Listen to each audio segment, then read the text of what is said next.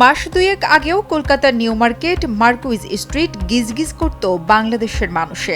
তবে জুলাই মাস থেকে দেশে কোটা সংস্কার আন্দোলন, ব্যাপক সহিংসতা, কারফিউ এবং শেখ হাসিনার দেশ ছেড়ে পলায়ন সব মিলিয়ে কলকাতা এখন বাংলাদেশি পর্যটক প্রায় নেই বললেই চলে। বড় কারণ হিসেবে ধারণা করা হচ্ছে ভারতীয় হাইকমিশন বাংলাদেশে ভিসা দেওয়ার ব্যবস্থা এখনও সম্পূর্ণ চালু করেনি। তবে জরুরি চিকিৎসা এবং আগে যাদের ভিসা করানো ছিল কেবল সেসব বাংলাদেশিরাই ভারতে যাওয়ার অনুমতি পাচ্ছেন।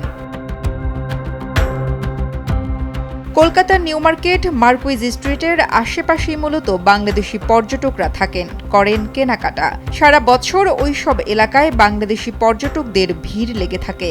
ব্যবসায়ীরা বলছেন, বাংলাদেশ থেকে প্রায় মাসখানেকের বেশি সময় ধরে আসছেন না কেউ, ফলে কমে গেছে তাদের প্রায় 60% বিক্রি।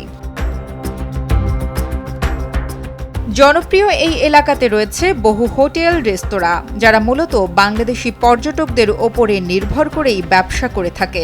এছাড়াও ওই অঞ্চলে মানি এক্সচেঞ্জ, বাসের কাউন্টার সহ বাংলাদেশি পর্যটকরা পেয়ে থাকেন প্রায় সব ধরনের সেবা। কিন্তু বর্তমানে তাদের সব ব্যবসাতেই গুনতে হচ্ছে লোকসান। একই অবস্থা বাংলাদেশিরা মূলত যে এলাকার হোটেলগুলোতে থাকেন সেখানেও। হোটেল, খাবারের দোকান বা অন্যান্য পরিষেবা সবকিছুই বাংলাদেশি পর্যটক কেন্দ্রিক। ব্যবসায়ীরা বলছেন, জুলাই মাসে কিছু বাংলাদেশিদের আনাগোনা থাকলেও আগস্টে সেটি পুরোপুরি বন্ধ হয়ে যায়।